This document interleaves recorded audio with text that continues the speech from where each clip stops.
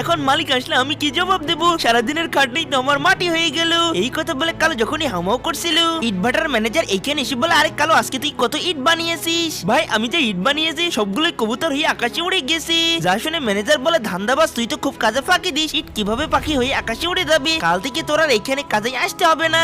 এই কথা বলে তাকে এখান থেকে তাড়িয়ে দিলে কালো মন খারাপ করে একটা প্লেয়ারের কাছে গিয়ে কান্না করতে থাকি। সাথে সাথে প্লেয়ারটি বলে ওঠে, আরে কালো তুমি মন খারাপ করো না, আল্লাহ তাআলা যা করে সবকিছু ভালোর জন্যই করে।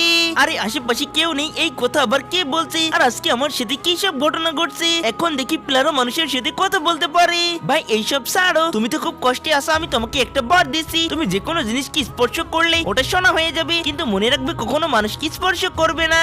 আচ্ছা ঠিক আছে। এই কথা বলে কালো দৌড়াতে দৌড়াতে এসে যখন ইটভাটার ইটকে স্পর্শ করে, সাথে সাথে এগুলো সোনায় বদলে যায়, যা দেখে কালো তার নিজের চোখকে বিশ্বাস করতে পারছিল না। তখনই তার ছোট ভাই এসে বলে, আরে ভাই আজকে তুমি বাসায় কেন খাবার খেতে